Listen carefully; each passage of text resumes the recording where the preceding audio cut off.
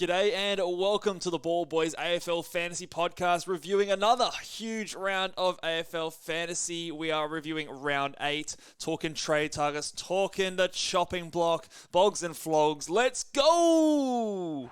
Just done it from nowhere. Right kick the goal from inside the 10. Sheed from the boundary.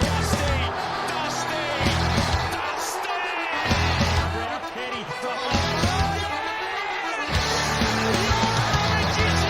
Petrarca. Oh, wow. How good is that? The legend becomes immortal.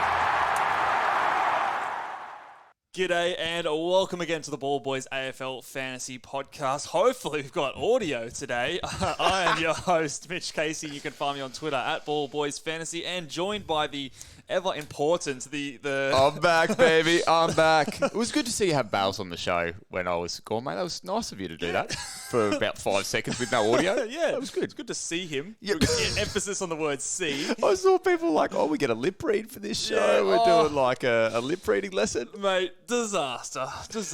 Look, never leave me in charge unattended. But yes, obviously, it's good to have you back on the show, mate. Sorry to stitch you up, mate. It's good to be back as well. It's good to... I did actually... So I went to this wedding on Friday and I had a few drinks. Not enough that I couldn't drive. And so I ended up driving back to Brisbane at like 2 a.m. So I was actually watching your show at 2 a.m. Okay.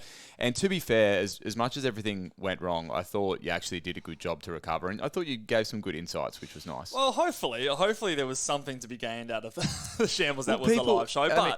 And to be fair, I think people underestimate how hard it is to talk to yourself for an hour. Like, you actually do it really well. And yeah, so it's, I mean, I've had a little bit of practice with the basketball side of things, but I do obviously much prefer to have a human being in the room it makes it more fun, hey. I was losing it driving 2 a.m. on the way back, and by that point, I obviously knew all the results of the was it Carlton Brisbane? The Friday night game. Yeah, the Friday night game. Brisbane, and I'm sitting there listening to Mitch. You wouldn't want to put the VC on Dunkley. And I wouldn't go there. And I'm sitting there thinking, he's just gone 170. You idiot! He should be number one. What a clown. Oh, yeah. You've got to be a hindsight hero. Yeah, hindsight hero. As if you didn't have Dunkley, who obviously, was the number one target for the captains. Never gone on over 120 this season. Yes, but obviously... Did you see that alpha move from that dude whether he forgot or... I think the number 4 ranked coach. Yeah. Surely that wasn't an intentional move. It was for those people who didn't see. I think he's denied it, but I'd be denying it too. I'd be like, no, I meant that. I'm a big dog. I've got nuts the size of mangoes. But this, for context, this bloke has just put the straight C on Dunkley on Friday Didn't night. VC him nothing. Don't worry about that, mate. Yeah, just no. straight into it. But look, it worked out for him. He's the number 4 ranked coach. Weird, these schmucks back out in the thousands. Well, mate, should we talk about our rankings? Because we had a decent week this week. Should we only talk about our rankings when we do well? Or? Yes, correct. Because this will, if we have a poor rank, now we can't talk about it next time. This is our show. We do whatever we want. So, big dog in it. Okay, 2400s for the both of us. For the Ball Boys. Yeah. To be fair, our teams are reasonably similar. So if we go well, we're going to go well. But what'd you end up with? Yeah, I ended up with a 2450, which Nice. was a good round for me. Had a couple of good trade-in targets, which always starts the weekend off well. So that's moved me up to 2,128, so halved my rank essentially. So highest I've been ranked so far this season. Well done, mate. Feeling better about my team. That was a great call.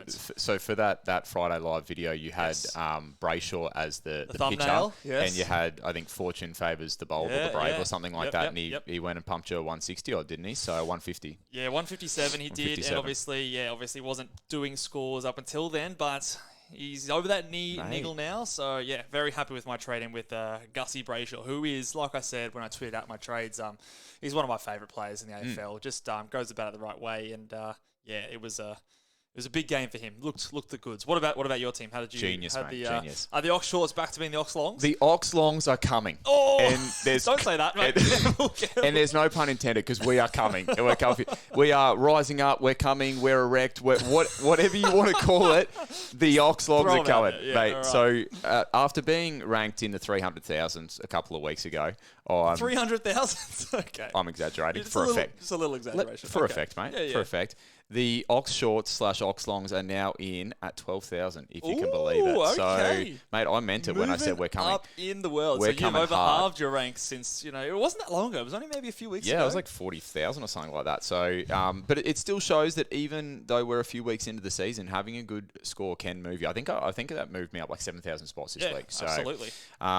Fingers crossed it's something. I mean, this fantasy game's so easy. It's It's I did this new thing where all my players scored well, and it seemed to actually We work. should try that. Yeah. Yeah, it made my overall score better too. So I don't know what we've been doing. I think the number one ranked player last week scored a 2,600 in this the week round. just gone. Just gone. They scored a Jesus. 2,600. Like that is insanely. Would have huge. had all the 150. Had all the plus scores as 150s, had the Liam Stockers of the world, Oh, like my all those big days. dogs. So had a huge round of footy, and that's back-to-back big rounds of footy. We had, I think there was 6 players go over 150 on the weekend. So it's getting to the point now where those ceiling type scores are really going to dictate our round. So, and we're all kind of like, I target the Andrew Brayshaw. You had some spicy trades on the weekend as well, which Yep. I'm sure you'd be feeling pretty happy with. So Yep.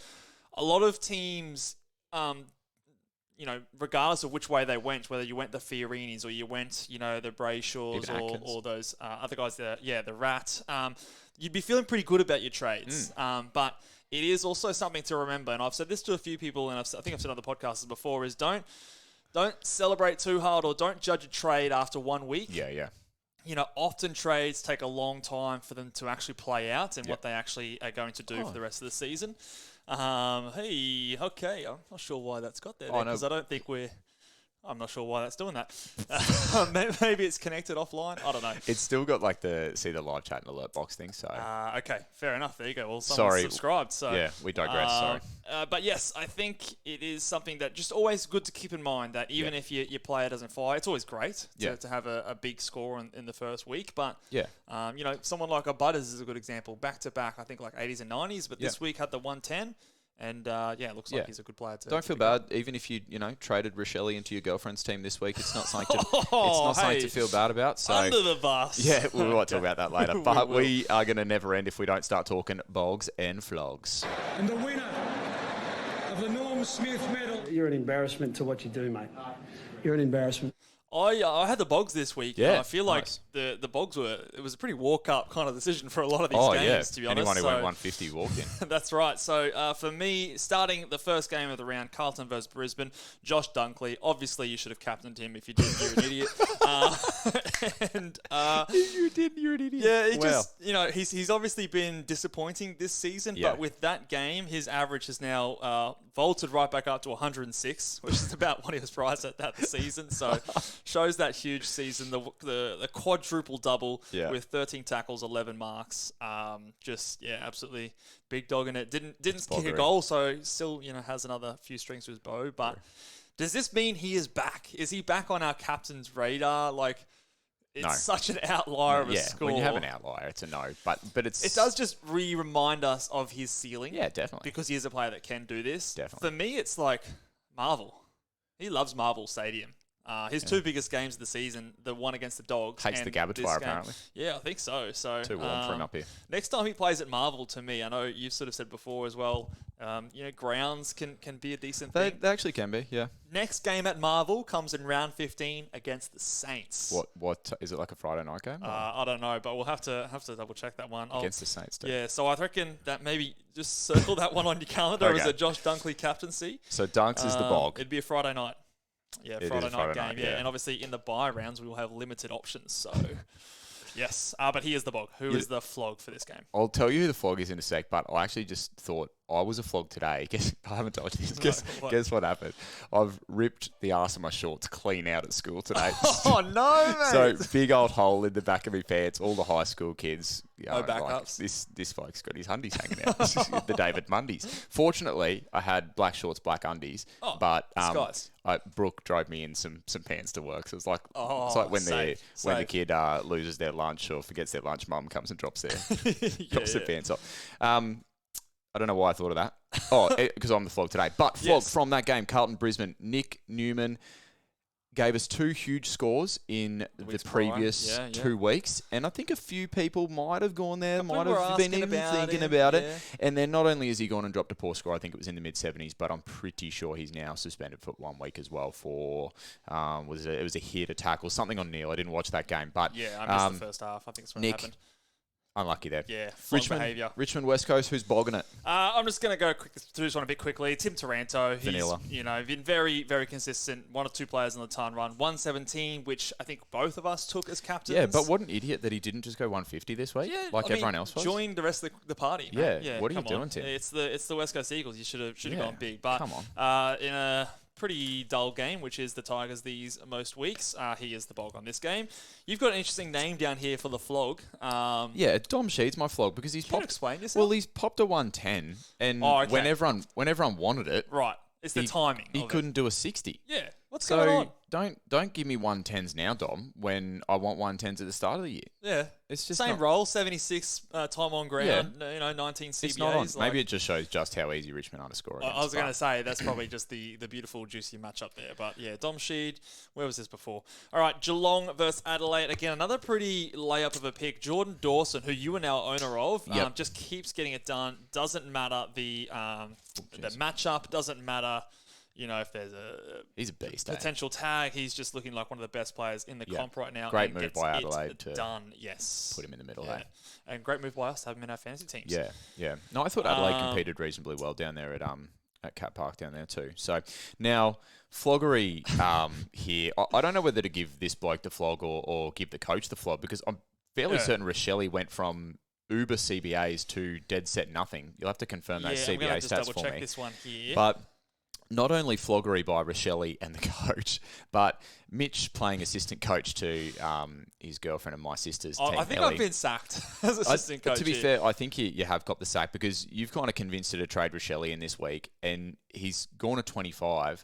But despite Rochelle trying to bring down Ellie's team, she's still improved her ranking this week, which is just just quietly, she's doing very well, better than both of us, easily better than both of us, than a lot of other coaches out there, and I've done nothing but hinder that team in the two moves, Camilla. But I mean, and every Rochelle. time there's a success, it's her idea, and every time there's a fuck up, it's your idea. That's right. So, but this is the really strange thing. Josh Rochelle, he was going well, was in the CBAs, 53%, 36, 58, 69, 4 weeks in a row.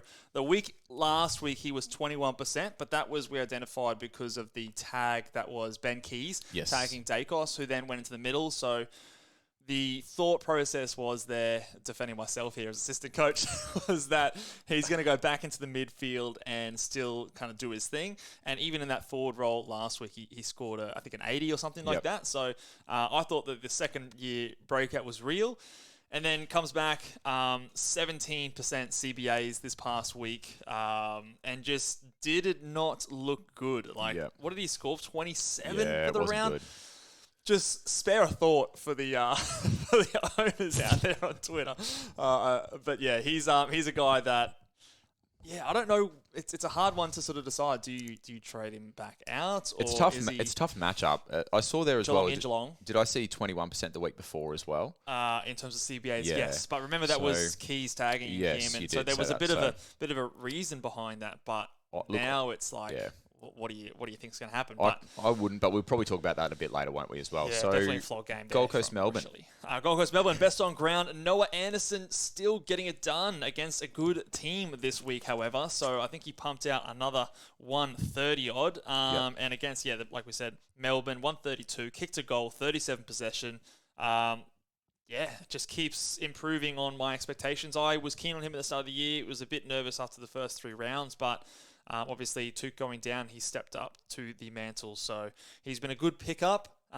He's getting up there in price now, but obviously has been a good player the last few weeks.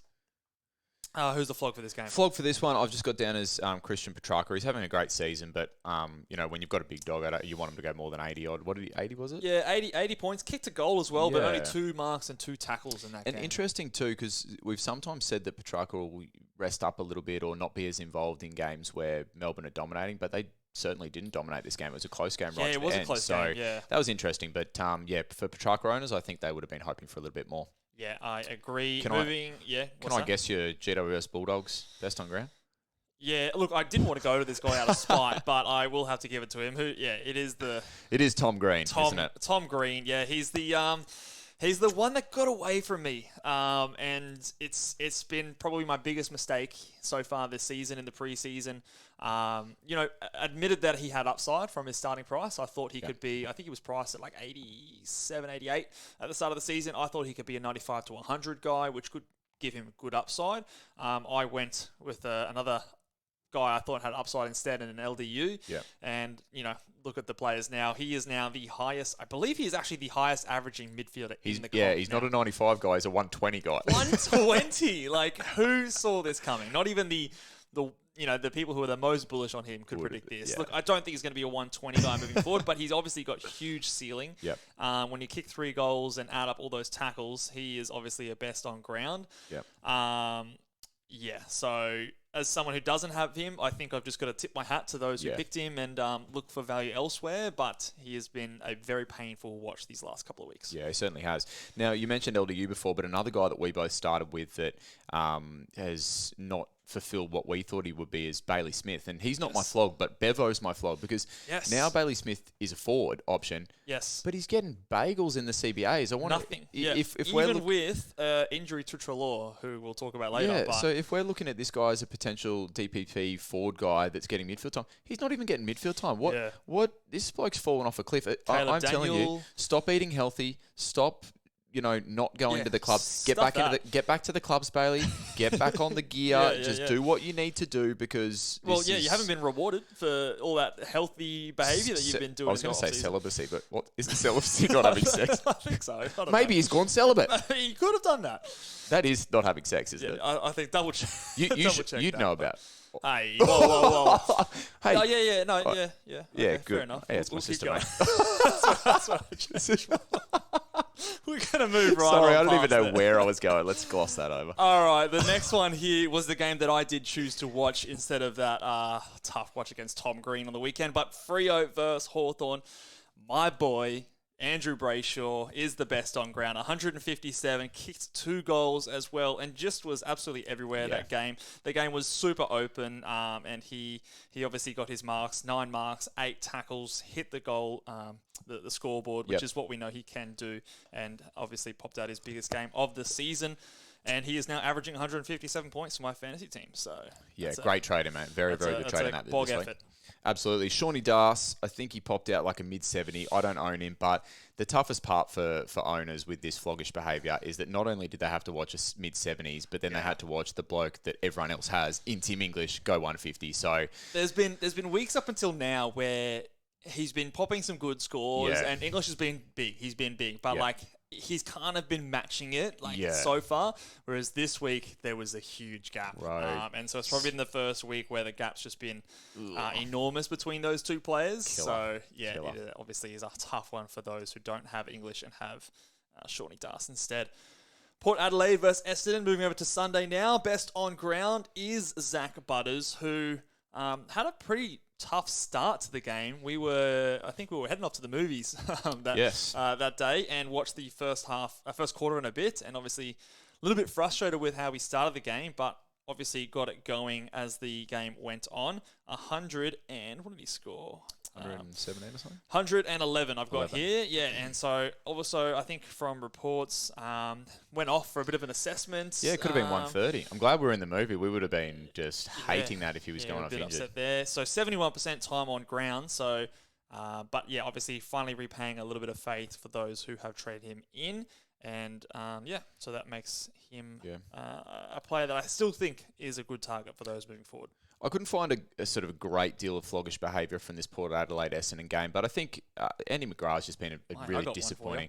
We'll talk about him later when I think we talk about the shopping block. Yes, I was just saying that Andy McGrath has just been like a disappointing pick overall for owners, and I think a lot of people are looking to move off him now. Yeah, I think a lot of people either have or, like you said, looking to move off him, averaging the 75 points for the season, which is not what people were wanting. No. Collingwood versus Sydney, best on ground pre-season. Errol Goulden is back. He's baby. back, baby. Okay, this is the Ball Boys boy right here. Did it all with not a single CBA as well. So played wing, forward.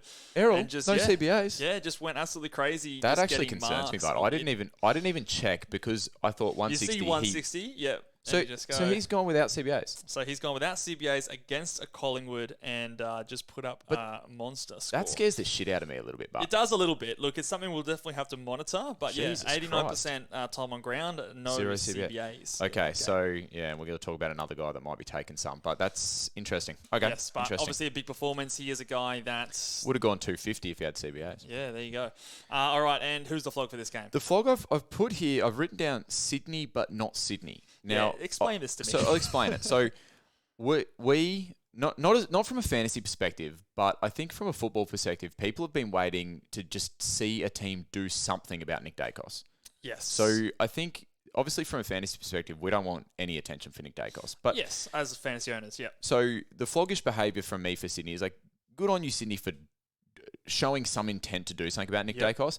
But then I just don't know whether I'm too big on like the behind the ball stuff. I'm not Papley. I might get crucified for this, but I'm not Papley's biggest fan. Yeah. And I just think that a little bit of niggle, like, yeah, I'm here, that kind of stuff is all right. But then be tough around the contest, restrict his possessions. Don't try and go out and hurt the bloke. I don't think they were necessarily hurting him, but there was a quote, wasn't there, like before the week that they were... Yeah, I think people read into that. But what I'm saying is, like, all the false bravado and the stuff behind the ball, you need to back it up with the on-field stuff. And even though Dacos only scored, I think it was mid-80s, I think he still had 25 touches. Yeah. I didn't watch that game, whether he's effective or not, but... You know, Sydney, good on you for showing intent. We're at 72% disposal efficiency. So so good on you for showing intent, but, beat them where it counts as well. So there'll be some Sydney fans out there that might vehemently disagree with me, but that's sort of where I was at with that one. Yeah, it is interesting how teams approach that week to week with that Dacos stuff. Because, I still think it was good. They did something. They tried. They've at least tried something. So finishing off with the last game of the round, which, again, we didn't actually check, but, finishing up at the movies, looked at the score. I think it was just before halftime. And Jack Z. Bull is the fastest player to 100 fantasy points big dog. Since 2014. So he is the best on ground, completing the big week with a 168. Fucking hell. Reminiscent of a couple of years ago when he did go that 170 and they were chipping it around 18 marks. It's crazy. And it helped when St Kilda, were very inaccurate with their goal kicking. So he had 9 kick-ins as well. When I checked those stats when we first turned our phones back on, I thought, Zeebel's gone all right. Sheasel's had a rubbish game. Yeah. And then I was like, it's half time. It's half time. Sorry. Yeah, it's like, what the hell? Yeah. And then you see the score, it was like 9-16 or something like that. I was like, what the hell is going on? City. What a weird game. So who was the flog for this one? For this game, another weird one because he scored really well. But Stocker, for owners, so the 3 weeks leading up to this, people had probably moved off him. If not, they were really considering it. I was recommending moving him off. Yeah. But that shits you to tears when players do stuff like that. That's because you go, hang on a sec, like this guy's popped a 127. Yeah, maybe it was an easy matchup or whatever the case is, but it cooks you, doesn't it, in terms of getting off and on players. 127. We haven't seen ceiling like that from him at all. And obviously 16 marks. The Wolf of Wall Street, you were the flog in that game. Your owners would be disappointed, or your traders, people who traded you would be. The previous owners that are non-owners now. Correctamundo. All right, let's move on to the news of the week. So a couple little injury things that we're going to talk about here. So Rowan Marshall, speaking about that last game, sat out, I think, the majority of the last quarter with an ankle injury. However, quotes that I've seen from the coach has said that he is going to be, he could have come back on, but they chose to rest him, and he should be right for next and this week coming up. We've seen them be cautious and very protective of Rowan Marshall in the past, obviously subbing him off. I can't remember, was it against the Suns or something like that a few weeks back? So they're not taking any risk with their only ruckman basically on their side. So hopefully that's just what they were doing here, and he'll be right to play this weekend coming. I'm going to just hang on to the wood here. But let's say that he doesn't get up. Okay. Are you trading? You kind of have to trade, don't you? Because you don't have cover. So are you just going to are you going to Gawn and then I'd your be going intention is Gawn. to go straight back the next? Like, No, I don't think he goes straight back. I think it's sort of like wait to the bye situation. Because I think Okay. Gawn's got the round 14 bye and Marshall's got the round 12. So then Yeah. you could go him Yeah. at round 14. You wouldn't be going to Darcy now, I don't think. No, I don't think so. No. I think Gawn's the most value in terms of the ruck line. Yeah. So if there's a situation where we have to trade him, the other thing is I'm pretty sure he's like the last game of the round as well. Oh, sorry, second last game. He is on that Sunday. So, but look, fingers crossed, he's going to be fine. We don't have to worry about that. Yeah. But I think he should be okay. But if there was a situation where he is named up injured, Gawn would be the guy that I'm going to. Unless perhaps if you didn't have English, would that be a ticket to get to him? Oh, yeah, not, could go. not value, I don't think anymore. He's priced at 1.04 million. But again, he's the captain option. I think he's going to be basically a 120 guy for the rest of the season. So he might be your ticket to get there, making it not too much of a hassle. And next up on the bulletin, it looked like Jacob Van Ruin had been watching your segment, The Chopping Block. Yeah. Because he was just... He was kung fu fighting. Yeah, He was, I can't remember who he chopped, but he's given him the business right across the beak. So yeah, I don't know about this one. I don't think it's 2 weeks. It felt a little bit... Like, you compare that to, like, the Pickett tackle. I think was it round 1, that Pickett tackle on Bailey It wasn't Smith? a tackle, man. It was a little bump. shoulder to the fucking Yeah. face right there. Sorry, I've just dropped an F-bomb. We're going to have to put the explicit tag, but... I think I'd already dropped a few. It's okay. But, 2 weeks. So that's a bummer for us fantasy coaches. And I don't know if he's going to walk straight back into that team as well. He's had a Potentially not. few down weeks. So... Not for the Oxlongs, mate. Oxlongs don't have him. So that's right. Yeah, you avoided him. Mate, Yeah, ducking and mate. weaving. Kissed you are. All right, let's. What's the next one on the couple of other things? So Jordan Ridley, I think. I don't know if this is 100% correct, but there was concerns about a broken jaw. Yeah, but I think there that's also. been. I think the broken jaw has been put a line through. So I think it's just concussion now yes, that he's out. It sort of looked a little innocuous, but Yeah. the trailing hand, I guess you might describe it Yeah. As from. I think it was Willie Rioli.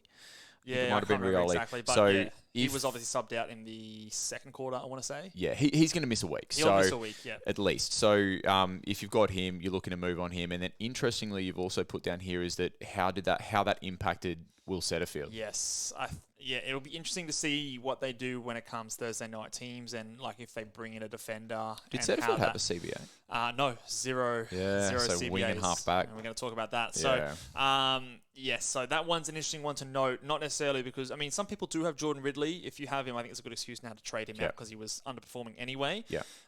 But yeah, just how that impacts the flow-on effect with a player like Setterfield, and if they name a defender next week to replace him to Yep. move Setterfield back onto that wing, Yep. or if they just are happy with 1 week of having Setters there down back. So very interesting there. Adam Treloar has done his hamstring again. Always Just good, an Adam good Treloar for, thing good to for do, one or isn't two of it? those a season. So Yeah.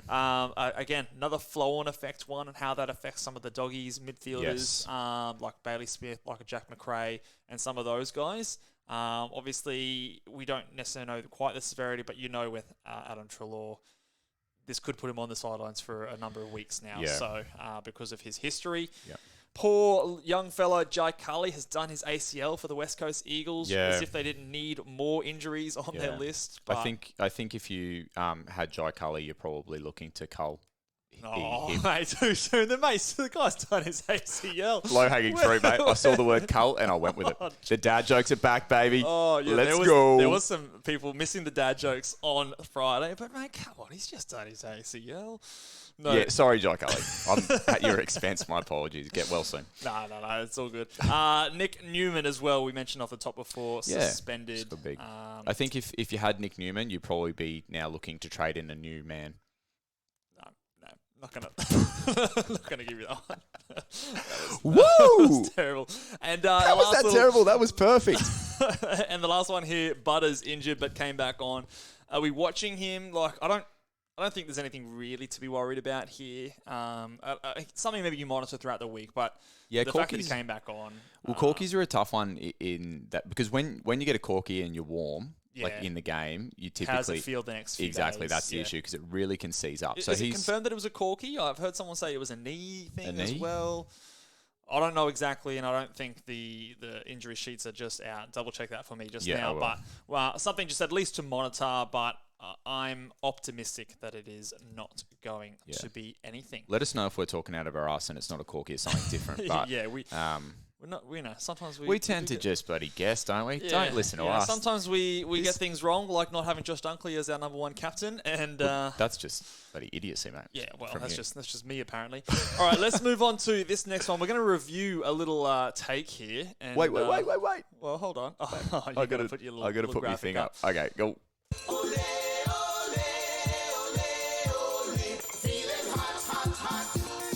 Mate, I'm on a bit of a roll here with these spicy takes. Look, your spicy take's wrong. What do you mean you're on a roll? It's flat wrong. I'm going to cop this, all right? I'm going to take this.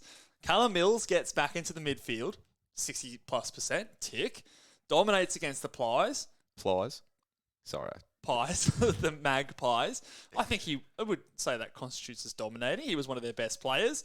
Look, I said he scores 120 plus on here. And you said it led to a Sydney win. Look, they were competitive, all right? So you're telling me these spicy takes are flexible now? A bit of flexibility. Look, the fantasy aspect was pretty close, okay? Okay, so just have enough aspects to your spicy take that at least some of them will get up.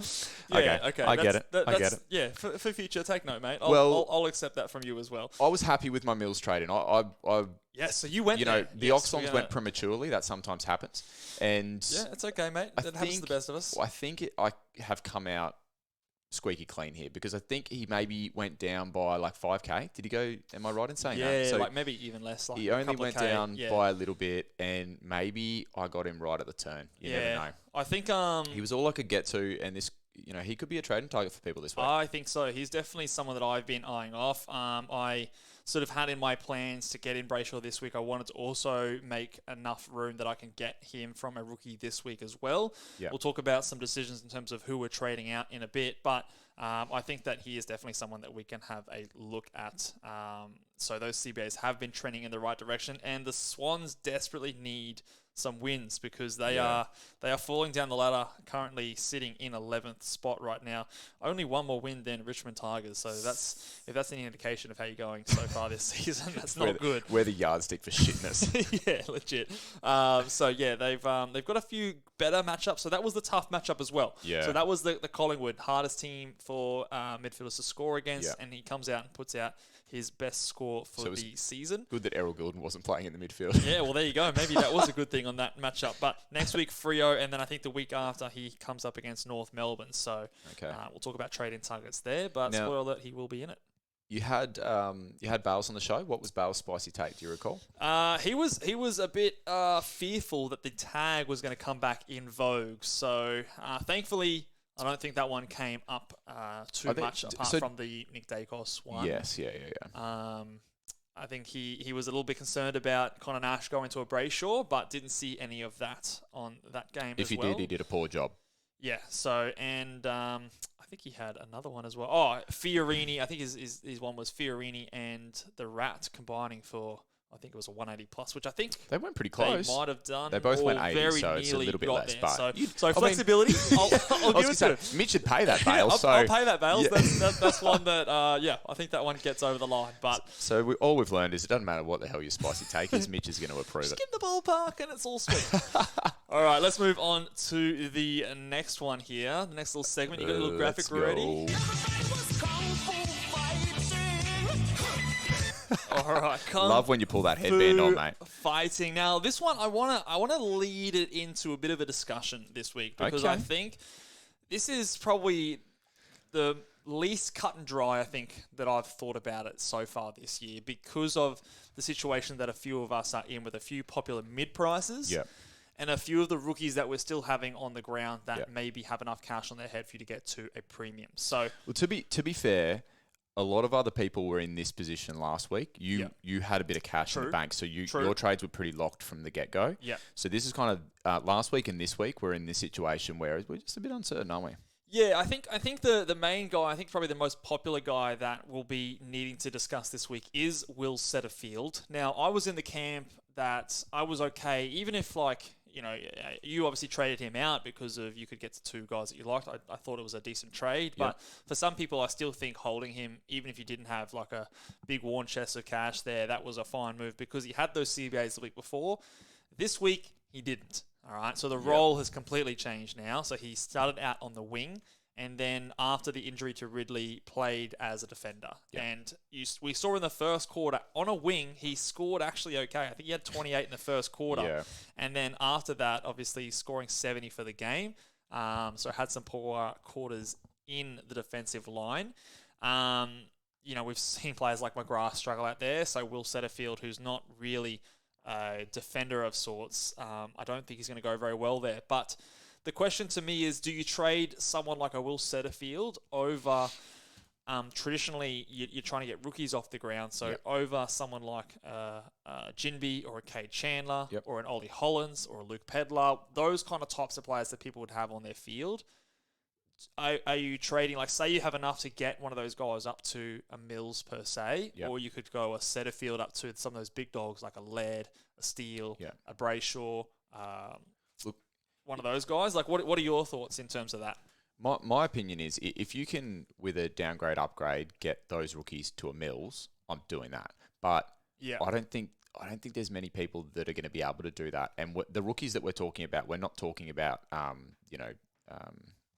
Ashcroft or Sheasel. Well, Sheasel, exclude Sheasel, so, he's locked into that side. So I don't know whether people are going to have... Some people may have the cash to do that, and if that's the case, get your rookie up to someone like a Mills, and I think you're happy with that. But because I'm in the situation where I can get a Ollie Hollins to a Mills this week, or I can get a Setterfield to like a Rory Laird. How much cash do you have in the bank? I've got 100k. So it's doable. Like, it's. And who are you going down? Who's going down? I'm doing a Pedlar down and a and Pedlar's on your field. Hollins off. Yeah, but I'm pretty comfortable. I mean, it depends on the rookie comes in, but say like a Josh Fahey gets named this week. So you take him on field. I'd be okay to put him on field straight away and sort of do that. Right. But that's the other thing. That's the other side of it, right? So to do that, I would have to do 2 on-field rookies up to a Mills. Yes. And then you're playing another or to get to like a Rory Laird, I could do like say like a Fergus Green down or something like that, and then go Setterfield up. Yeah, see, I think and the vibe you're probably getting from the discussion Mitch and I are having is that who you get dictates what you do. It does. Do you know what I mean? Yeah. If you're going rookie down, rookie up, and you're just getting to no one that is you're even slightly confident about, then for me, don't do that. Yeah, I would agree. So, like, say for example, you can't get a Mills, and like the best you can get is like a Jai Simpkin or something like that. In that case, I'm going bench rookie down, and I'm taking Setterfield. Setterfield up. Yeah, it's. I think that the tougher situation is if you could do either. What's the priority? Like, could you? Is there a world where Ollie Hollins outscores a Setterfield? You know, they're both playing the same role. Correct. And Ollie Hollins has got a break even of 30. Setterfield's got a break even of 130. Yep. He's obviously just the guy that, like, you have a bit more confidence in his job security. I think also after this week, they versed Brisbane this week down here in Brisbane, or up here in Brisbane. Yep. But after that, their run actually gets pretty decent for Essendon. I'm just trying to bring it up here. Well, the other thing too, with let's say you choose not to trade Setterfield, if he pops another 70, for a lot of people, he's going to have undone all the price change that they had. So there's a lot of people who got on a bit like us after the first 2 good games. Yeah, I think the traders were talking about in their podcast today. Like, since then, what's he done? Yeah, we both jumped on, I think it was 7.17 or something like that. So he's only made us like 33k. Well, this is the case. So like I traded last week, so I got a little bit more than that. But so if you're not looking to trade him, then you've got a guy who hasn't really scored well for you and hasn't made you any cash. I think it's time to cut him loose. He's definitely, like, we'll tick off if you're trading him. I think that's fine. It's just an interesting conundrum for me because I feel like if you don't trade him this week, he's almost a guy that you want to then hold just to the buys. Because after Brisbane this week, he's got Richmond, he's got West Coast, he's got North Melbourne. Like, those are some juicy runs after that. And then Carlton leading into his round 14 bye when you can give him the flick and get someone else in. So I feel like either you trade him now this week, or if you don't trade, you've got to be prepared to hold him through to his round 14 bye.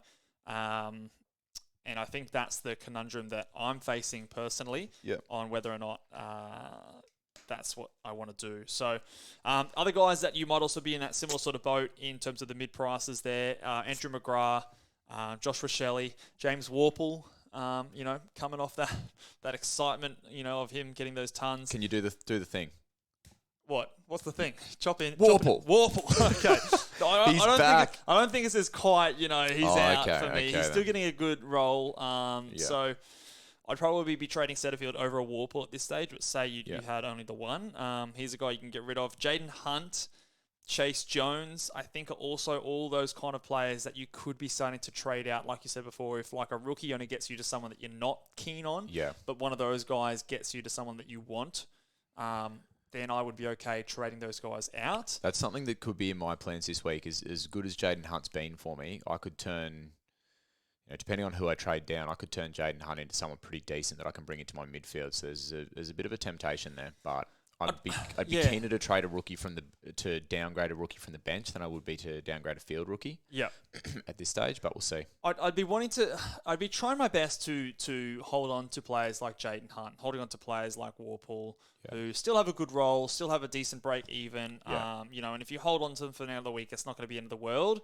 But I do also think that it is okay to go early on those guys. The thing that hesitates me still, though, is those rookies are still every chance to, like how maybe Hollands and Pedler are maybe not the best examples, but like the sub risk is still very much there for these first year guys. We've seen, high draft picks in Mackenzie and Jimby already been subbed by their clubs, which is, it's devastating for their score. Like it takes a whole quarter or more sometimes out of their scoring capability. So it's just that downside risk of them really putting up a poor score, where I don't think a player like Setterfield, he scored a 54 a couple of weeks ago, but I don't think he's got the capability of putting out like a 30, whereas I still think as good as they've been, like a Pedler, a Hollands, those sort of types can still have the potential to do. Agreed. I'd be interested to get people's thoughts in the comment section just about Rochelle as well, especially if we've got anyone that follows Adelaide closely. I'd just be interested to see how people are reading that role, because he's obviously been really good, but now with that low score on the weekend, his break-even's rocketed up to 115. And it just puts you in a weird spot if you're Rochelle. I think Guesty owns Rochelle. So, any thoughts in the comment section would be appreciated. Because you wouldn't have traded him in if you predicted that he was going to be this sort of 17% CBA guy. No. As a second-year player. He did have a tough matchup, obviously. Yeah, it's tough. Played Geelong in Geelong. Has some better matchups coming up with St Kilda this week. The Dogs, Brisbane, Gold Coast, West Coast going into his bye. So probably 3 out of those games are easier matchups, with the other couple not being as tough as a Geelong matchup. But yeah, the role change, I think, is the tough one there. What do you do? We would have otherwise considered him basically a discounted premium, essentially. Correct. I noticed that you didn't put the Wolf of Wall Street on your mid-prices list here. Is the fact that he scored 120, you just can't... Yeah, you ride that in the price. Cash, but man. what's his break-even to now? So his break-even is now back down to 45. So 45, okay. he's going to still pretty good. make you a bit of cash. So for me, when you have the ceiling, I know it's obviously a soft matchup, but if you have the ceiling like that, you're coming up against Adelaide, a tougher game. It's going to be hard to watch for owners if he then pops another 60, but you're right in saying the break-even's low. He's got the round 12 bye, so he's the kind of guy that you just get him up to the next 3 weeks, you get him to his bye round, and then after that you can trade him off to someone else. And this has just been, it's obviously the perfect game at the perfect time for him. So I think you ride that one out. Because he's only 100,000 more expensive than Ollie Hollands, so I'd be getting Hollands out of your team first. And do you have any rookies that were you're going to kung fu? Yeah, well, so the guys that were sort of kung fuing at this stage is like those guys that have made cash. So it's the Ollie Hollands, it's the Kay Chandler who put up a stinker on the weekend. Or something? So even though 37, I think that's right, correct. And now his break even is up at 57. Does have the Hawthorn matchup this week, so if you held him, it's not the worst thing in the world. But and I mean, he showed he went well against North Melbourne a couple of weeks ago. He did, yes. So he has that capability. I think the other stat out there is that he scores really well at the MCG. Yeah, a bit of space. So he likes those home grounds there. So that one is at the MCG. Yep. So I think if you held him, it's not the end of the world. He could go big again, but it just reaffirms as to why I traded him out a couple of weeks ago. Those small forwards. He played Gold Coast. Like, it wasn't like the toughest matchup as well, despite Gold Coast playing well against them. Those small forwards are volatile in their scoring. So you run the risk of him putting up another one of those scores again. So despite the good matchup. I've got Philippou on my bench as well. I think he'd kind of go into that category as well. Correct. He scored well on the weekend, but it wasn't a big enough score to really Break still down. 47. Yeah, correct. So, bring it right down. So he's a guy that I'm looking at. a guy that you can get rid of, and the same goes for all those rookies. Like if you can do an upgrade by getting rid of a Darcy Wilmot or getting rid of a Fergus Green, who might be, I'm going to steal a joke from the traders here, Fergus Red. You straight nicked that one. Yeah, I thought it was good. So shout recycling, out to you, Roy. mate. It's good for the environment. Well done. Recyclists too. So yeah, any of those poorer rookies, obviously you can get rid of those. Like that was part of the plan for me this past weekend. I banked a whole bunch of cash and I wanted to fix up some red dots. So getting a Cowan down was kind of in my plan as well. So if you could do the same thing, I think that's a good way to go about it. But only if it gets you the player that you want. Beautiful. Now we've talked about who we're kung fuing, but who is in our sights? Who are our Ball Boys trade targets this week, Mitchell? So we're going to start with defenders, but I think the defenders is now starting to get closer. There's less clear value in that line that I can see nowadays. Tom Stewart has been in this list for 6 weeks now, but he's still there. I still think he's under. Surely he's in everyone's team. And look, I still think that he's got a bit of run value at the category too. He had a tough matchup this past week and still put out a decent score. And the matchup this week, in fact, he has Richmond. And not to get ahead of myself on the Ball Boys Big Boys, but he might be someone that makes his first appearance in that against Richmond. But yeah, I think he is still good value. Someone that hasn't made this list so far, who we were not keen on in the preseason, James Sicily. I wanted to get your thoughts on him. He's put up a few poor scores and has found himself a little bit cheaper in price. If you get on Sicily down at 800k. I hope you don't get nauseous because you're riding the roller coaster, aren't you? You are, And this was my concern with him. We talked about this in the preseason, that he has that ceiling. Yeah. But in a team like Hawthorn, they're going to prioritise the younger guys. He's going to be accountable sometimes.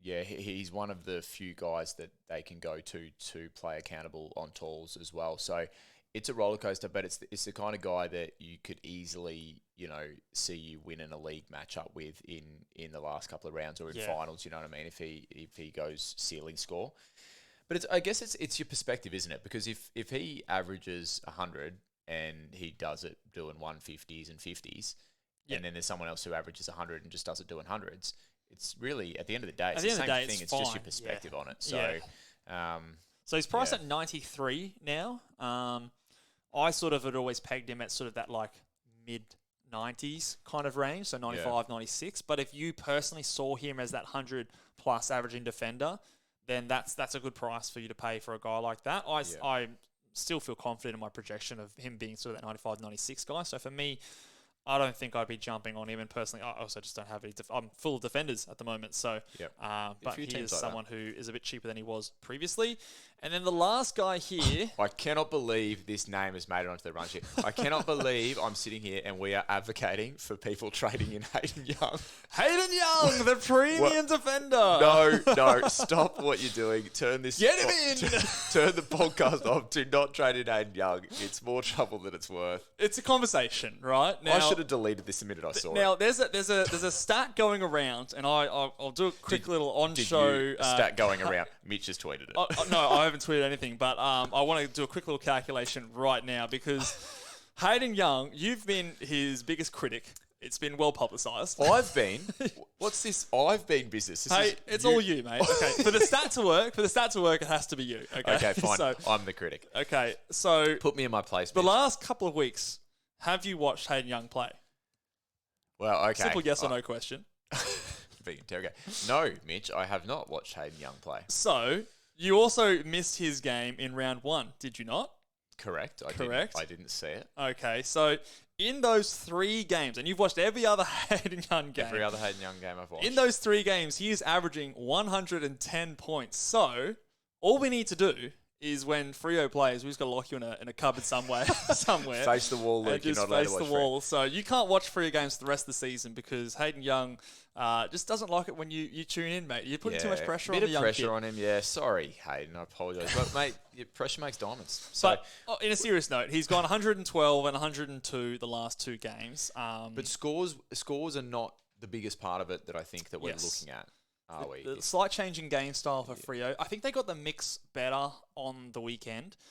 The hard part about the weekend was the fact that it was against Hawthorn and the game was very conducive to those types of players scoring, the Brayshaws, the outside guys that get a lot of marks and work well off the ball. So I still don't have a whole lot of confidence in it, but he is priced at, what is he priced at? Hayden Young is priced at 87. About where he was at the start of the season when we thought he was a good pick. So could he go the mid-90s and prove to be a decent pick? He's got the round 12 bye, and I want to talk about the round 12 bye a little bit earlier as well. Look, I don't care about bringing in a guy who's got the closer bye if it fits your bye structure. Break even of 72, so his price is coming back up. Yeah. They've got some good matchups coming up as well. So, look. Jump all aboard. All aboard. I don't know. I still don't feel confident in saying go and get him in all seriousness, but there is a world where he could be a good pick if you believed in him. You know who is a close second for aggressively taking the kick-ins away from his teammates? It's Luke Ryan. Stephen May's number one. Stephen May's the guy where he has the look and you just get out of the way. But Luke Ryan... Pack your dacks if Stephen May was coming at you. But Luke Ryan hates anyone else taking a kick out as well and then just goes and kicks it long. He was back to taking in, I think he had 5 and Hayden Young might have had 1 on the weekend. But... That could be... I mean, it seems insignificant, but you take 5 kickouts. How many points is that? Do some quick math for me. Yeah, there's 15 points right there for you. 15 points. There you go. And that's the difference between averaging 80 and 95. There's Hayden Young doing well. And we talk about 15 points as being like juicy upside for a player, and all you have to do is take kick-ins. Anyway, mid-prices.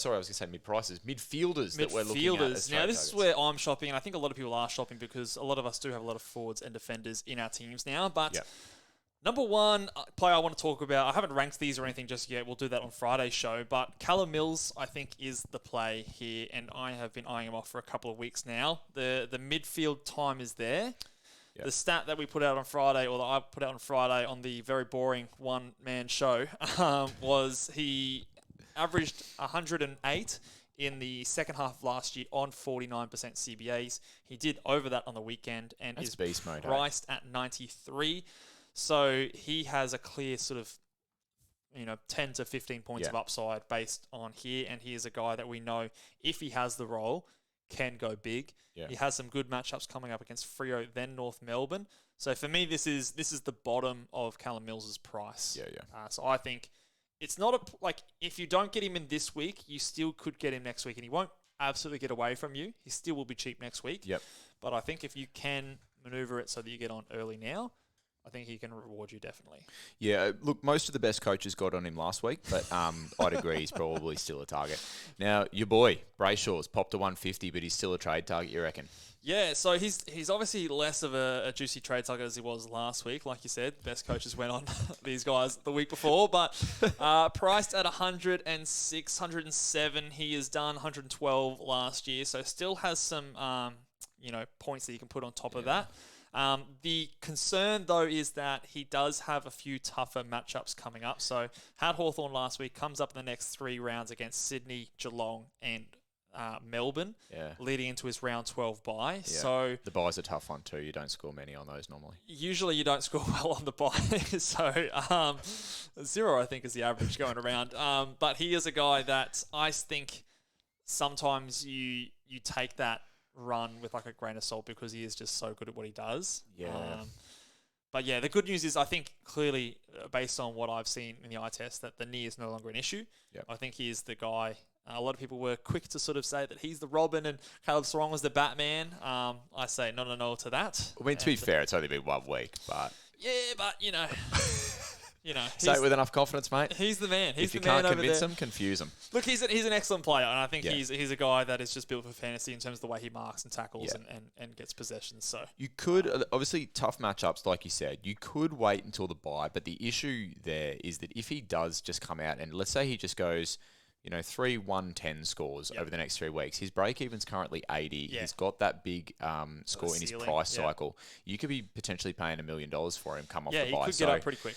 Yeah, interesting one. I could have potentially afford him this week if I trade the right people. So Could I interest you in the next player as an alternative in Rory Laird? Now, I think Rory Laird is another great purchase this week. He's 10,000 more than a Brayshaw.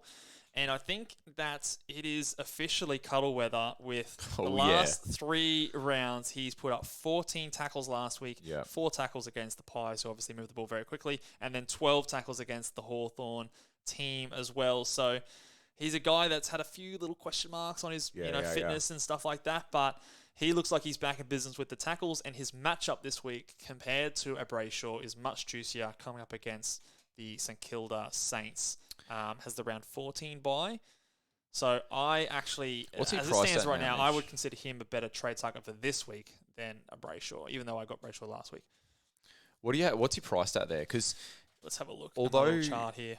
Although he's been cuddling... 108 he is priced at. Okay, because although he's been cuddling, like the 12 and 14 tackle games have only equated to scores of 107 is the 14 tackle game, and then 120 is the 12 tackle game. One of them was against Geelong. Yeah, correct. The other one, he only had 1 mark against Hawthorn. I think he's a top 8 mid. Yep. I don't think he's... I don't know if what he was. It's hard to project someone to be a 120 plus guy. Yeah.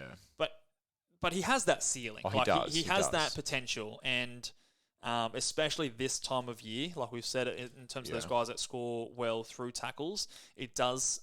At least I haven't got any conclusive statistics to back this up, but we've seen it with Jack Steele a couple of years ago. We've seen it with Rory Laird. Those guys that tackle well, we saw it with Josh Dunkley just on the weekend as well. Yep. Those tacklers start to get into form this time of year. And it helps, man. And when he has the run as well, I think it's a good time to get him in. So this is where I'm weighing up, like I said, a field to a player like him. So I think he's a good player to bring in. I don't think he's as clear and obvious value as a Callum Mills. Yep. But he is if he goes 120. Do you know what I mean? Definitely. He certainly is. But it's hard to project that moving forward. You've snuck Jack Macrae into the list. Yeah, what are your thoughts there, mate? Jack Macrae. So he is actually priced around that Callum Mills range. My days. And with Adam Treloar's injury, is he someone that we could potentially be looking at? 815,000. And his run coming up is Carlton, Adelaide, Gold Coast, Geelong, Port, North, leading into his round 15 bye.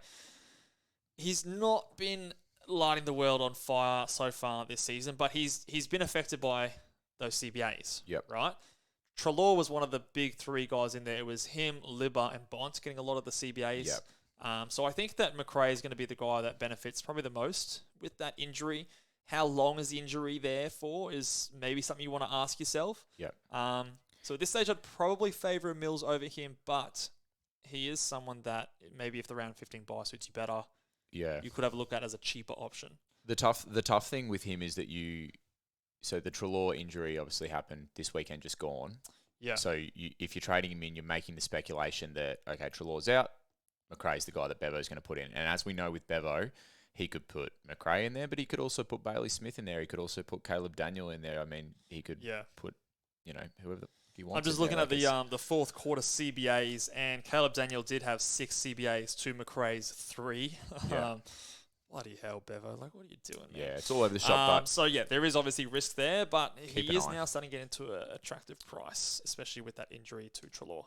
Now, let's quickly talk about some sort of more mid-price guys. Now, these guys were the talk of the town last week, and are they still good options? So, Fiorini, I remember you were okay with, and Rory Atkins, you really were not sort of there, but has he convinced you? Yeah, Rory Atkins, look, he's obviously done well. His scoring has been solid. It's just the awkwardness of where he's priced at. So, because, I don't feel good about him being your upgrade for the week. Yep. It's also hard if he's the downgrade. Obviously, who are you downgrading from to then get an upgrade on the other end? Are you doing 2 sideways moves to get him in? Yeah, it's more like the application of where he's priced at.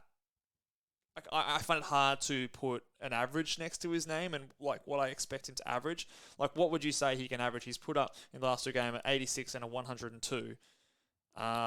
Is he a guy that scores 80 from here, 85? For me, he's a guy that needs a few things to go his way. He needs the role to be good. He needs the matchup, I feel like, to be good as well. It's all West Coast. Yeah, look, I think there's a scenario where it could go really well for you, but it also depends on the structure of your team right now as well. So if he was maybe like the only kind of mid-pricey speculative pick that you had in your team, I would feel better about it. Like so for me, I kind of just had a bit of a play around today. I've got Fiorini in there, and for me, Fiorini's still a speculative pick. Yep. I'm not trading You've got Hunt in there still. Exactly. Yeah. I'm not trading in Atkins to add a third speculative pick in there. I think... Yeah, I agree. Do you know what I mean? There's something to be said about your team structure and about how much speculation you can do before it becomes, I guess, like risky. Yeah, like 447,000. Like he's now at a price where you sort of need him to go 80, 85 plus. Yeah.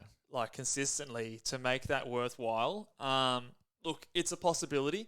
It's just probably not something that I personally would advocate and something I probably wouldn't do myself. Yeah. So I'm happy to let him go and just, look for something else, especially like cash generation. You get someone cheaper and it's so much easier for them to make cash because they don't need to average those big numbers to do that. Yep. So you're only really getting him to make him a guy on your field to give you the combination of those points and cash. And, when we can do some loopings and stuff with rookies, I think that, for me personally, he's a guy you let go. Fiorini is probably a little bit more of a guy that I would still potentially consider. If you can do a move like what you did last week, where you did like a Setterfield down to Fiorini and then a rookie up on the back of it as well, yep. I would, I've already looked at that move. It doesn't quite get me enough money now that Fiorini's gone up 44K and Setterfield's lost the 30K. So... the fact you did it last week was great timing, but if someone still had the money in the bank and they could do something like that, I would tick it off then. And I probably still would tick it off if it's getting one of those shitter rookies up to him, because I still think that he's a guy that could probably average 85, which is about 15 points of upside from where he is, and he is going to generate a lot of cash in that time. So Fiorini, I'm more okay as a guy that could potentially, I feel a bit more secure in his job security. Yeah. I feel a bit more secure in his role, and I just think that the purpose that he serves in your team is a bit more clear to me than a Rory Atkins. But that's just my thoughts. What are your thoughts with Free? Were you happy with his performance on the weekend in terms of like a score? I know we obviously didn't catch much of that game, but 89 he scored. Like, are you happy with that one? Did you bump something under the desk there? I think I might have. Gone cactus here on the... We back on? Okay, yeah, we're back on. Bloody hell. Leave Mitch alone for 5 minutes. He's knocking the camera out. What the fuck's going on? Well, it's good to have you here, mate. Yeah, thank you. I appreciate that. I hope our audio is still going as well. Look, I was happy with the Fiorini trade, and I never expected him to be like a 110 guy. I think he scored a 110. That was never the expectation. No. It was if he could go between 80 and 90, I was really happy. So that for me was a tick in. It wasn't a disaster. He's got West Coast this week. I think West Coast is a better matchup for those midfielders rather than defenders as well. Obviously, the ball's going to be... probably down the other end a bit more. We got a long one here today. Should we quickly go through these forward trade targets and we'll try and answer some questions? Yeah, I mean, a few of them we've talked about before. Butters, I still think is fine. Yep. It's less attractive now than it was a few weeks ago, but you now have the confidence that he's put up a good score. And what he did on the weekend, I think, not only fantasy-wise, but just would have affirmed to Port Adelaide coaching staff, Port Adelaide fans, Port Adelaide players, that he's a guy that can say, get on my back, we're going places. Yeah. So he played really well, I thought. Bailey Smith. I put a question mark here because... he hasn't got the CBAs. I think a really good coach in who traded me in? It might have been Lemons or someone like that. I remember a decent, a reputable coach, or maybe it was actually no, I can't remember. Someone reputable traded him in last week on the back of his low CBA numbers. So that made me sort of go, oh, okay, people are still considering him. Priced at I think mid-90s still. If I just double check that one, 95. Is he a guy that we can trade in now, or do we still want to wait till he gets cheaper, or we see those CBA numbers come up as a guy who still has the potential? Like, obviously, we picked him thinking that he has huge ceiling, but obviously we were hoping for the CBA role. So, what are your thoughts on a Bailey Smith as a forward option? I need to see more, I think. Especially the only forward that I've still got there to... I actually think once I swing Butters back down to my forward line... You'd be trying to trade like your Jaden Hunt sort of style if you maybe... I don't know if you've got someone to swing. Yeah, so it's not this week for me. I want to see more... picky with some of these guys. Yeah, and I just don't think... Unless I saw like a really sustained run of solid scoring without those CBAs, that 0% CBAs just really scares me a little bit. But yeah, me too. Yeah. We sort of haven't really talked too many rookie targets in our kind of trade targets segment, but I think this guy's a guy that you'd go down to this week based on what we saw. Is he? Yeah, so I think he's probably the best of the bad bunch. Blake Drury. I thought it was Jamie Drury. Is it? I don't even know if that's a joke or not. Did you not watch that show as a kid? That gardening show? Is that his name? Jamie Drury? Yeah, no, that's gone right over my head there, mate. I'm not sure what you're referring to, but maybe someone else has gotten into it. That guy, Jamie Drury. Oh, that bloke. Is that his name? I recognise the face. He was from a gardening show. Was it Backyard Blitz or something like that? Is that the show? Jamie. I don't know the guy's name, but yeah, Drury from North Melbourne. I think he is he's the guy that 53 on the weekend. That gives you at least a bit of confidence. I think North Melbourne need to get these young kids some exposure. So yeah, I do think he, as it stands right now, is the trade-in target for rookies. But I don't necessarily think he's an absolute must-have. I think he's playing that forward role. So Backyard Blitz. That's what I said. Yeah. Oh, did you? Yeah, but I didn't recognise the name. But deep cut for anyone, any Backyard Blitz enthusiasts out What's there. What's a deep cut? What's happening? You've gone digging something little. Anyway, move on. I don't know. But yeah, I think he's the pick. Okay. Speculation that Josh Fahey might be coming in for an Angwin, who I think had a little bit of a knock or something like that. So he's a guy that we've also heard a lot about in the Magoo's scoring well. So look, I think those guys are sort of the guys you're looking at. But we'll have to. I think I'm just going to wait till team selections and have a bit more of a research of those ones moving forward. Talk about it on the live show. Okay, let's answer some questions. Just before we answer questions on Twitter, I've just seen that Matty Mottram is ranked 17th overall. The bloke's going to have 2 Hiluxes. Good friend of the show, Matty Mottram. Yeah, 2 Hiluxes. Yeah, calm it down, mate. Calm it down. Stop winning all the Hiluxes. Okay, what am I looking for? I've got a question here from a good friend of the show as well. Dos has asked, I'm assuming it's directed to you, how does one acquire such platinum pipes and A+ charisma? I think he's talking about you, mate. No, it's from your tweet, mate. It's I've heard he's given you the golden tonsils. I've heard that, so I hear the golden tonsils reference. Where did that originate for the? I'm not too sure, but okay. I think it's your beautiful podcasting voice, thank demeanor, you, mate. and appreciate. tone. Oh, me big demeanor. Yeah, something like that.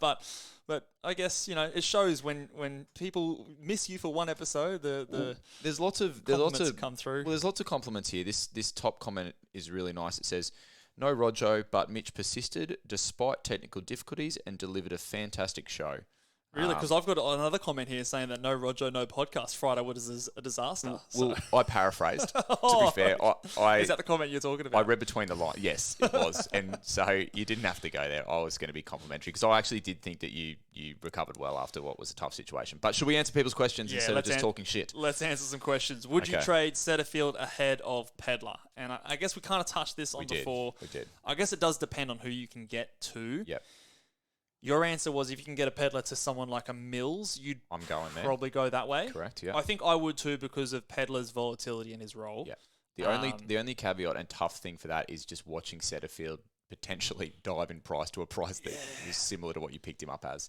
My only hope is like after this week against Brisbane, he has that good run. Yeah. It's like 3 of the worst teams in the comp. So you'd hope that he can get amongst it in games like that. I mean, maybe you could trade Setterfield, go to a real big dog, knowing that Mills is not going to get away from you this week, and then that is the other thought process as well. But there's potential that you do lose out on points in that week. Yeah, when you could have gone a Pedlar up to big dog mid, but. That is a really tough question to answer because of like the variables of who can you get up to, who else is on your team, and those sort of things. But I think in general, if you can get the rookie up to a good player, that's still the play. But if you can't, then it is okay to trade Setterfield. Do you want to answer this question? Maximum amount of round 12 primos you think would be okay? Because I know you were sort of looking at buys and you had a few opinions on. Yeah, so I've heard a lot of opinions from other podcasts and other people sort of saying that, we want to avoid these round 12 buy players because... they're the closest buy rounds. Usually we like to load up a little bit later in the buy rounds. And target them off their buy. But I have a different opinion because at the end of the day, every player is going to miss a game. Like, whether it's the first buy round, whether it's the last buy round, every player that you're trading in right now is going to miss a game come the buy rounds. Yeah. If your team is stacked on those late bye rounds, which a lot of teams are. Round 15, has the Bulldogs, has the Giants, has the North Melbourne, has a bunch of those guys in there. Carlton, Port Adelaide with some of those guys we've got in our forward line. So a lot of people are stacked towards those back end. So round 12, we keep going about round 13 buys has been the best buy, and there's 2 teams on that. There's only 4 teams in round 12. Yeah. So round 12 is going to be a piece of cake as well when it comes to covering for that. So I think there's no issue getting a round 12 guy in now, even next week, because like we said, everyone you're going to trade in now is going to miss a week, whether that's the start of the bye or not. The only asterisk, as I will say, is that you want to at least reserve 1 or 2 players that you're wanting to trade in after their bye. Yeah. Because in round 13, round 14, you're going to be wanting to trade in a player that's already had their bye. So for me, I'm looking at a few midfielders in Brayshaw, Steele, and Mills as sort of like premium mids that have the round 12 bye. I don't want to have all 3 of them. I'm happy having 2 of them, but I want to have at least one of them that I'm looking to trade in after their bye. So leave yourself a target. Leave yourself a target is probably my rule. But in terms of like a number, I think as long as you are able to field 20, 21 players in that round 12 bye, then go for it. Because I think there's not that many players that we're going to have to cover off in that round 12. No, it'll be interesting to see how it plays out either way. We're going to learn. We're definitely going to learn some stuff. I know I will, and it'll really sort of sort out where people are ranked afterwards. So, next question we've got here: should we be worried about Sarong scoring with Brayshaw fully fit and Fife flagged for mid-time? I don't think worried this week. Like if when you say worried, if you're worried to the point where you're going to just do something silly and trade him, that for me would be a no-no. But that's one that you've picked him because he's a premium and a keeper now, and you just keep going until something terrible happens. I was always a bit of in the opinion that like what he's been doing has been unsustainable in my opinion. Like he's averaging 107. He's probably was averaging like close to that 110 before this past week. Yeah. And look, he scored 97. Like that's a good game. That's a good premium score. Definitely. It's not, if that's the worst score, you're still laughing. So I still see him as more that like 105, 106 kind of a guy. Yeah. Not the 110 that maybe some people thought he was going based on, that patch that he had there. Yeah. So as long as your expectations are not 110 plus. Yeah. Then I think he'll be fine. I still think he's going to be sort of that mid-hundreds kind of a guy moving forward. So okay, quick fire with some questions. Just give me kind of like a yes or no. Yep. So someone says Sicily trade or hold. Hold. That's definitely a hold. Yep. Someone said I don't know if this is a statement, but Atkins a must. No, Atkins is not a must. Must is a strong word. We kind of explained that before. Yeah. Harry Sheasel was a must in round 1. If you go back in time. Yeah.